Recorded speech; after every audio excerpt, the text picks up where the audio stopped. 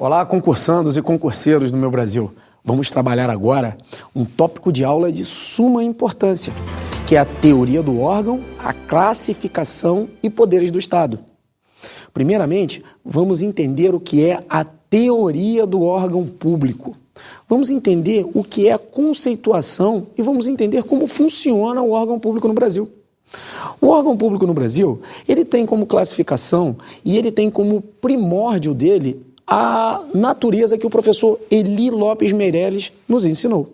Que o órgão público não possui patrimônio próprio, tampouco vontade própria. E os agentes agem em imputação à pessoa jurídica que está ligada e também o órgão público não possui personalidade jurídica. Eu costumo fazer um jargão para que você crie na sua cabeça o seguinte: o verbo ter só pode ser usado com a ideia de posse. Como o órgão público não tem nada, se cair o verbo ter e o órgão público na sua questão de concurso, você já coloca que está errado. Porque o órgão não possui nada, o órgão não tem nada. Se o órgão não tem nada, você já sabe de cara e você já pode enraizar na sua cabeça, antes de eu dar as teorias para você, que o órgão público não possui absolutamente nada. Vamos entender como ele funciona. O órgão público, ele está enraizado dentro da administração pública direta e da administração pública indireta. Então, eu posso afirmar que nós temos órgãos dentro da União, dos estados, do Distrito Federal e dos municípios.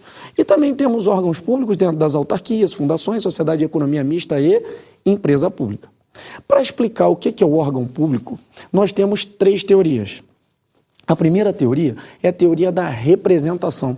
Essa teoria não é utilizada no nosso ordenamento. Então você só precisa saber que essa teoria existe e que ela não é usada. Mas por que eu falo dessa teoria se ela não existe? Porque ela cai na prova de concurso. Você tem que dizer que ela está errada. Teoria da representação não existe. Existe também a segunda teoria, teoria do mandato. Essa teoria também não está enraizada no nosso direito administrativo pátrio. Ela existe, mas nós não utilizamos. Então você já sabe. A primeira teoria, teoria da representação, se cai na sua prova, errado. A segunda teoria, teoria do mandato, errado. A terceira teoria, que é a teoria que explica o que é o órgão público, é a teoria do órgão. A teoria que explica o órgão público no direito administrativo pátrio é a teoria do órgão? Isso mesmo. O nome da teoria é teoria do órgão. E é essa teoria que a gente vai estudar. Por essa teoria, a gente segue o conceito. Órgão público não possui nada, órgão público não tem nada. Então vamos agora para as principais características do órgão público e eu vou explicar uma por uma para você. Primeira característica do órgão público: órgão público não possui patrimônio próprio. O órgão não possui nada. Um exemplo de órgão público é o Departamento de Polícia Federal. O Departamento de Polícia Federal é um feixe despersonalizado que está trabalhando para a União. O patrimônio é da União, o patrimônio não é do órgão público. A segunda característica é que ele não possui vontade própria. O órgão trabalha e ele faz tudo que a pessoa jurídica que ele está ligado manda. Quem é a pessoa jurídica que ele está ligada? Nós temos 8 pessoas jurídicas que comportam órgãos. 4 da administração direta, União, Estado, DF e município, que são pessoas jurídicas de direito público. E dentro da estrutura organizacional de cada pessoa política da administração pública direta, tem órgãos ali. Então a vontade nunca é do órgão, a vontade é sempre da pessoa jurídica que ele está ligada. Temos mais 4 também da administração indireta, que é a autarquia, fundação, sociedade de economia mista e empresa pública. Essas pessoas podem ser pessoas jurídicas de direito público, no caso de autarquia, e pode ser pessoas jurídicas de direito privado, no caso da fundação pública, sociedade de economia mista e empresa pública, mas ainda assim são considerados administração pública em sentido formal. E os órgãos que estão dentro dessas pessoas não possuem vontade própria. A vontade é da pessoa jurídica que está ligada. A terceira característica marcante é que não possui personalidade jurídica. Essa é fundamental e é muito cobrada em concursos públicos. Órgão público não é pessoa. Tem que tomar muito cuidado em não confundir um órgão público com uma pessoa, que, por exemplo, é a União, que é uma pessoa jurídica de direito público. Para isso, nós vamos ver na classificação. A outra característica, que é uma característica muito marcante, muito essencial, é que os agentes agem em imputação à pessoa jurídica que está ligada. Agir em imputação à pessoa jurídica que está ligada é uma forma muito simples de você entender. Nós vamos fazer o seguinte, nós vamos para o gráfico, esse gráficozinho é a exteriorização da teoria do professor Eli Lopes Meirelles. Você está vendo esse bonequinho no seu gráfico aí? Então, esse bonequinho é o seguinte, eu costumo dizer que quando você olha para mim, você fala assim, olha, quem comanda as ações do professor Evandro? Quem comanda as ações é a cabeça que comanda todas as minhas ações. Por exemplo, se eu quiser levantar um braço, se eu quiser caminhar, se eu quiser voltar, quem está comandando a ação é a cabeça. O meu braço, o outro braço, as minhas pernas são simplesmente feixes que não são pessoas que estão trabalhando para a minha cabeça.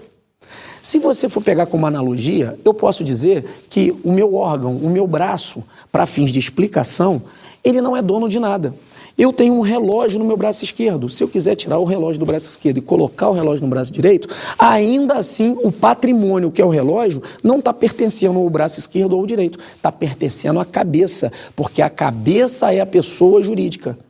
Para tanto, se você cortar um braço meu, eu vou continuar sendo o professor Evandro. Se você cortar o Departamento de Polícia Federal ou o Departamento de Polícia Rodoviária, que são órgãos, ainda assim a União vai continuar existindo. Então, os órgãos são feixes despersonalizados. Um órgão público, como por exemplo o Departamento de Polícia Federal, ele não tem patrimônio próprio. Aí você vai dizer, poxa Evandro, mas eu passei em frente à delegacia e a viatura estava lá. Departamento de Polícia Federal escrita na viatura. Sim, mas a viatura ali é simplesmente um feixe despersonalizado. É um centro de competências, que é o Departamento de Polícia Federal, que está trabalhando para a cabeça, que é a pessoa jurídica, ou seja, a União. Você já reparou que se você que está aí em casa pegar uma viatura da Polícia Federal e pintar ela com as cores da Polícia Rodoviária Federal, você vai estar tirando a viatura de um órgão, vai estar colocando no outro, e o patrimônio continua sendo ainda da União? Sim, porque a viatura não pertence à Polícia Federal, ela não pertence à Polícia Rodoviária, porque o órgão não tem nada. Ela pertence a quem? Ela pertence à pessoa jurídica que está ligada.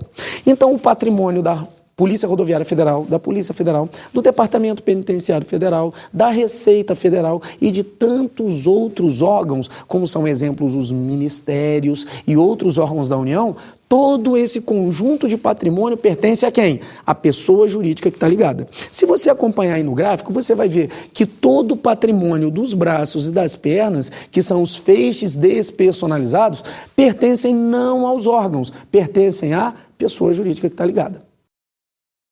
Dentro dos órgãos, nós temos agentes públicos.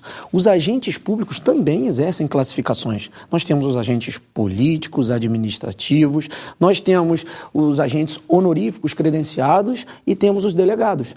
Os agentes que estão trabalhando dentro do órgão público, dentro da administração pública, ele está em imputação à pessoa jurídica a que está ligado. Quando eu falo em imputação à pessoa jurídica que está ligado, eu me remonto àquelas 3 classificações que eu dei para a teoria do órgão.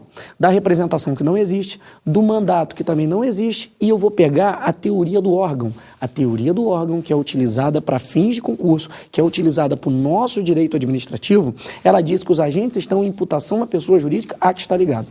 Para que você que esteja em casa consiga entender de forma clara, limpa e transforme a explicação em acerto na questão de concurso, eu vou fazer uma analogia. Imagine que você aí em casa tem um filho pequeno e que você leve seu filho de 5 anos para uma exposição de arte.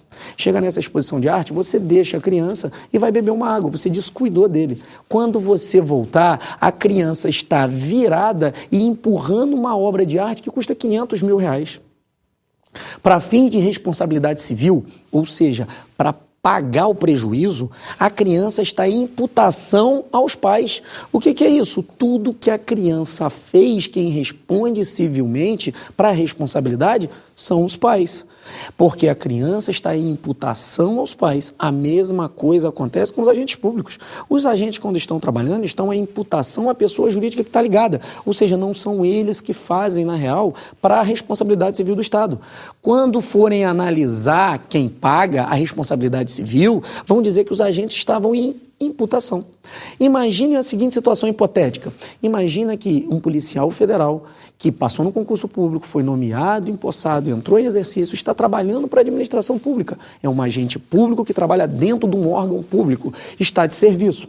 Imagine agora que tem um assalto no Banco do Brasil, uma sociedade de economia mista, e que o bandido segure a vítima e coloque ela de refém. O policial saca a arma e faz um disparo. Nesse disparo, ele erra o disparo e, ao invés de acertar o bandido, acerta a vítima. Acertou a vítima, causou um prejuízo. A família da vítima, os familiares, vão cobrar essa responsabilidade. E vão cobrar de quem? Do agente ou da pessoa jurídica que eles estão ligados? No nosso caso, a União. Vão cobrar da pessoa jurídica que está ligada. Porque pela teoria do órgão, o órgão é um feixe despersonalizado onde trabalham agentes. E os agentes estão em imputação à pessoa jurídica que está ligada. Quem apertou o gatilho para a responsabilidade civil não foi o agente. Para a responsabilidade civil foi a própria União. Por isso é que a responsabilidade resvala na União.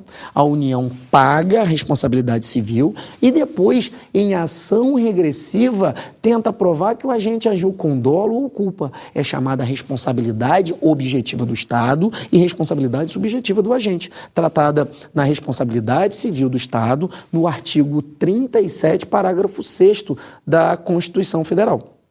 Então, os agentes estarem em imputação à pessoa jurídica que está ligada, quer dizer que todas as ações, tudo que ele fizer para responsabilidade civil, isso se reveste na pessoa jurídica que ele está ligada, no nosso caso, a União.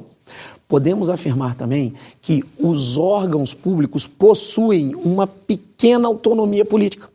Essa é a exceção, porque a regra é que o órgão não tem patrimônio próprio, o órgão não tem personalidade jurídica, tampouco vontade própria. Mas ele ainda possui uma pequenina autonomia, que é de impetrar mandado de segurança para garantir direitos subjetivos, direitos adquiridos do órgão. Só que isso não pode em todos os órgãos, só podem nas primeiras duas classificações. Órgãos de maior patamar são os órgãos independentes e autônomos. Nós não podemos dar autonomia para impetrar mandado de segurança para os órgãos superiores e subalternos. Então, a única coisa que o órgão tem é uma pequena autonomia. Trabalhamos aí a teoria do órgão público, lembrando como macete para você que está em casa acertar as questões, que órgão simplesmente não tem nada, órgão não possui nada e os agentes trabalham em imputação à pessoa jurídica que está ligada.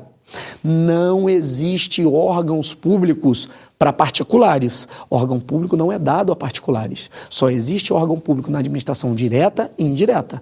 Nas 8 pessoas da administração pública em sentido formal: União, Estado, Distrito Federal e Município, autarquia, fundação, sociedade de economia mista e empresa pública. Matamos aí a teoria do órgão público. Trabalhamos sob a perspectiva cobrada em qualquer concurso público, que é a perspectiva do professor Eli Lopes Meireles. Seguindo agora a orientação, vamos aí trabalhar a classificação dos órgãos públicos. Nós temos 4 classificações de órgãos públicos. Nós temos os órgãos independentes, temos os órgãos autônomos, os órgãos superiores e os órgãos subalternos, cada qual com a sua classificação. Desde bancas examinadoras como SESP-UNB, ESAF, FGV, FCC e outras tantas bancas costumam cobrar conceitos ipsilitera. Então eu vou trazer os conceitos mais utilizados, que também é do professor Eli Lopes Meireles. Acompanha comigo aí na tela o conceito de órgãos independentes. Órgãos independentes são os diretamente previstos no texto constitucional. São aqueles sem qualquer subordinação hierárquica ou funcional. As atribuições destes órgãos são exercidas por agentes políticos. São aqueles que têm a competência aurida, vinda do texto constitucional. Lembrando que, por vezes, você erra a questão de concurso público porque o concurso é interdisciplinar. Você tem que ter o domínio da língua portuguesa. O que é o aurido? Aurido é vindo do texto constitucional. Quando fala do escopo escopo, quer dizer o objetivo. A banca examinadora, ela não força muito você, mas ela trata de uma forma interdisciplinar para que você acerte o direito administrativo.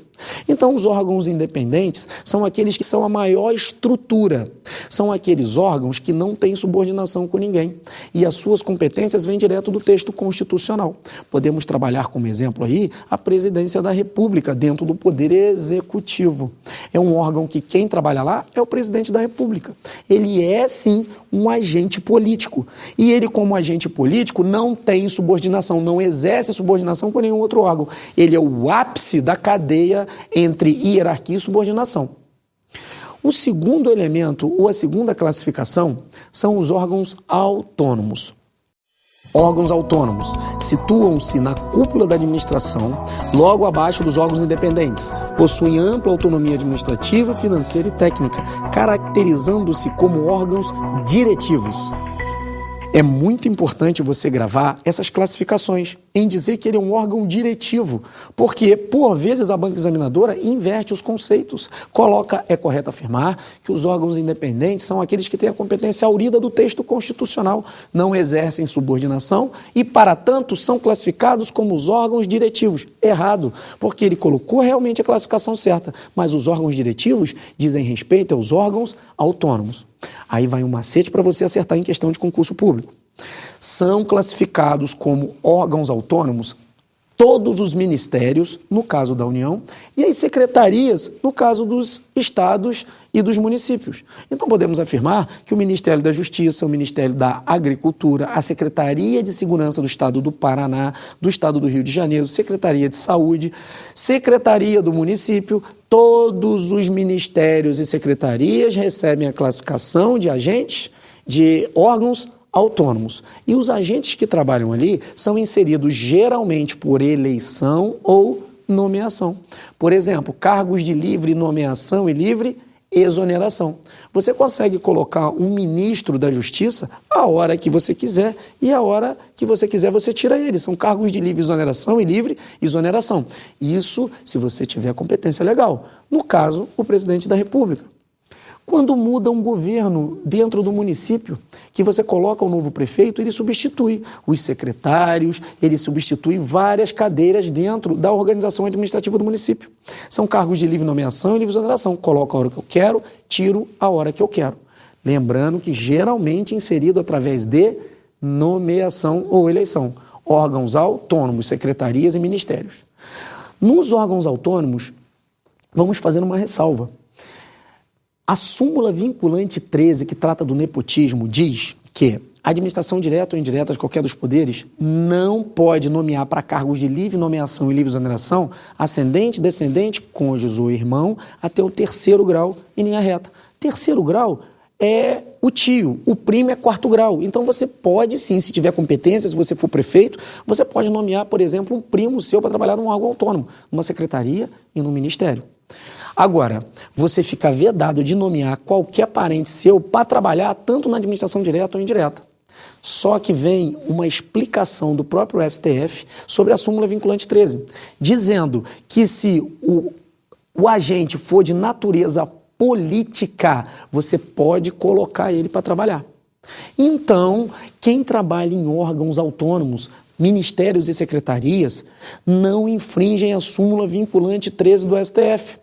Porque se você nomear, por exemplo, o seu irmão para um ministério, ele vai ser classificado como agente de natureza política, porque para trabalhar nos órgãos autônomos tem que ser agente de natureza política.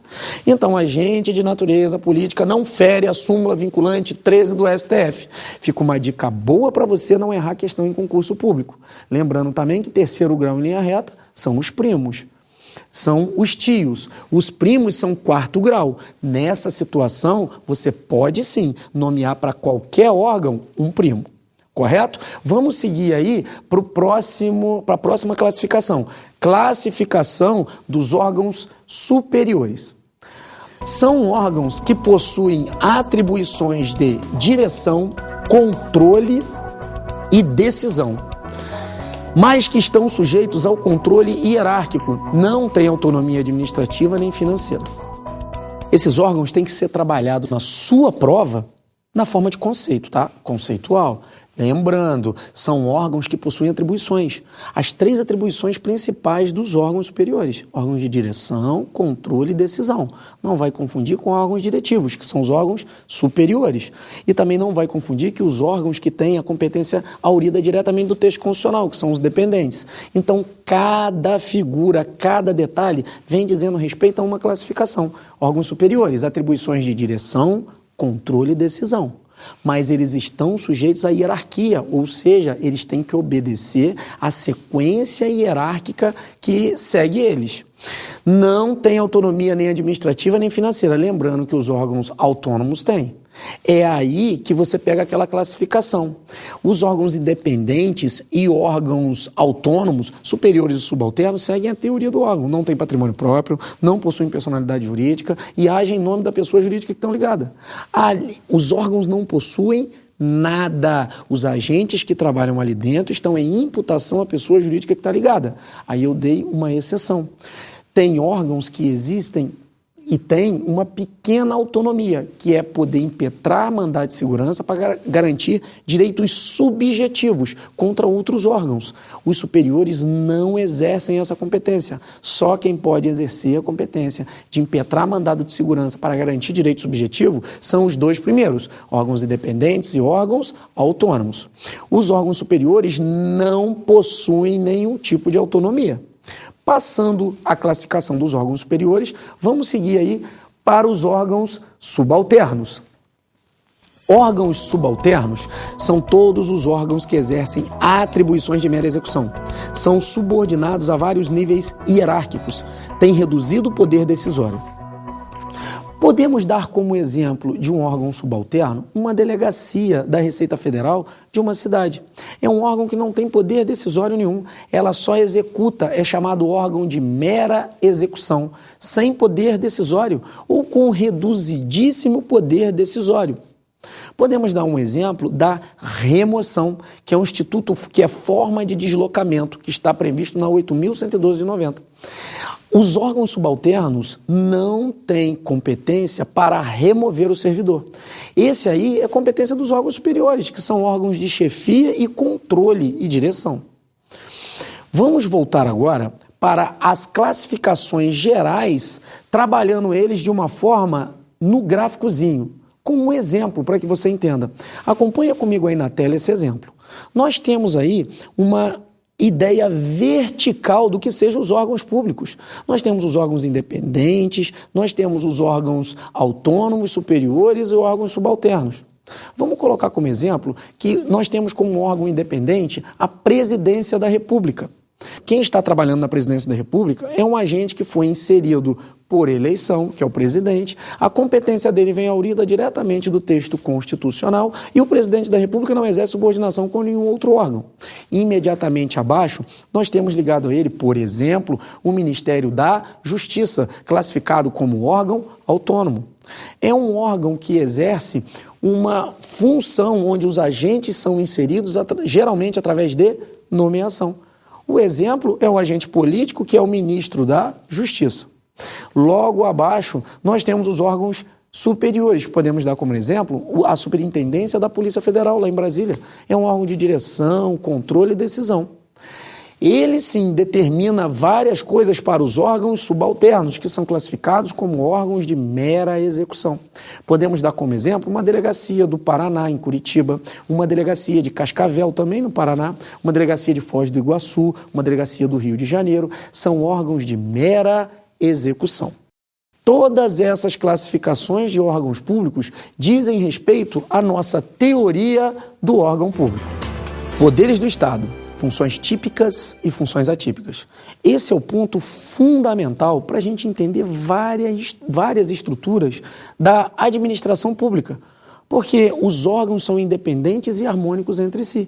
O poder legislativo, executivo e judiciário com todas as suas funções constitucionais.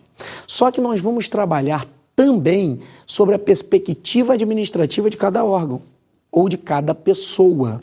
Nós temos dentro dos poderes, nós temos várias situações.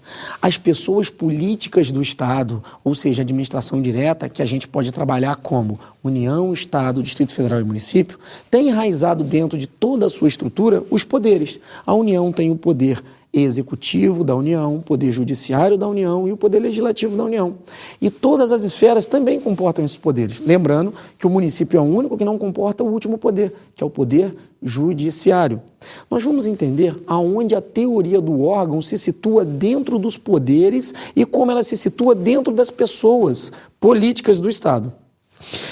Vamos dar a noção agora de funções típicas e funções atípicas, sabendo que dentro da União, que nós estamos pegando como exemplo, nós temos 3 poderes dentro da pessoa jurídica de direito público União. Nós temos o poder executivo da União, temos o poder legislativo da União e temos o poder judiciário da União. Lembrando que a nossa matéria é direito administrativo e a gente tem que trabalhar sobremaneira as funções administrativas tanto dos estados quanto dos poderes. O que caracteriza as funções típicas de cada poder? Quer dizer que cada poder ele exerce uma função que ele nasceu constitucionalmente para fazer. O artigo 2º diz, da Constituição, os poderes são independentes e harmônicos entre si, o poder legislativo, executivo e judiciário. Mas cada poder tem uma função típica, ou seja, uma função originária da Constituição. A função do Poder Executivo é administrar a coisa pública. Ele está administrando, ele está organizando a função do Estado. A função do Poder Legislativo típica, lembrando que o Poder Legislativo é o único que exerce 2 funções típicas. A primeira função, que é legislar, criar leis, e a segunda função, que é fiscalizar. No caso da União, é o controle externo exercido pelo Poder Legislativo, que é o órgão do Tribunal de Contas da União, que é ligado ao Poder Legislativo, que exerce o controle externo. E o Poder Judiciário, que tem como função típica julgar. Então nós temos aí que o Poder Executivo administra, o Poder Legislativo ele legisla, cria leis e fiscaliza, e o Poder Judiciário julga as lides. Essa é a função típica para que ele nasceu.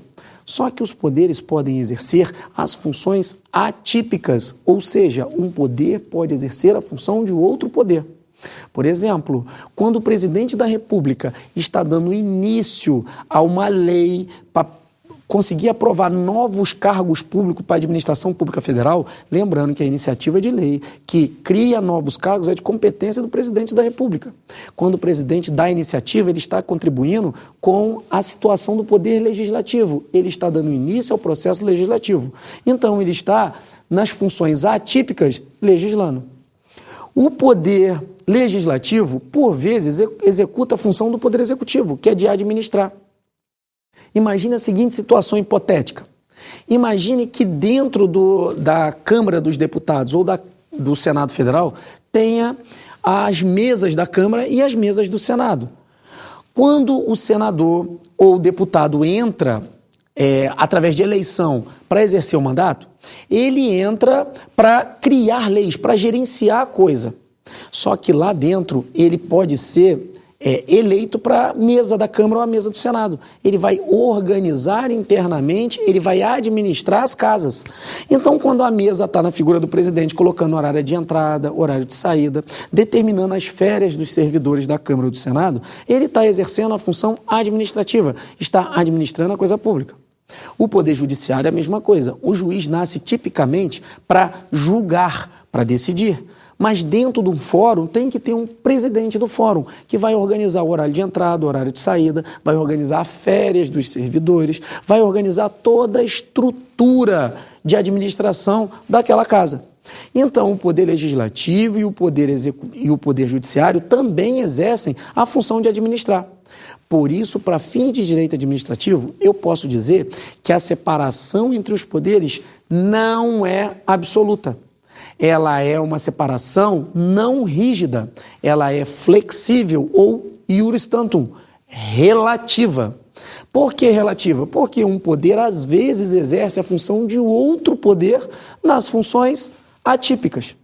Esse tipo de questão é muito cobrada. Lembrando, a divisão de poderes no que tange ao direito administrativo, ela não é absoluta, ela é relativa ou iuris tantum, não é rígida, é uma separação flexível.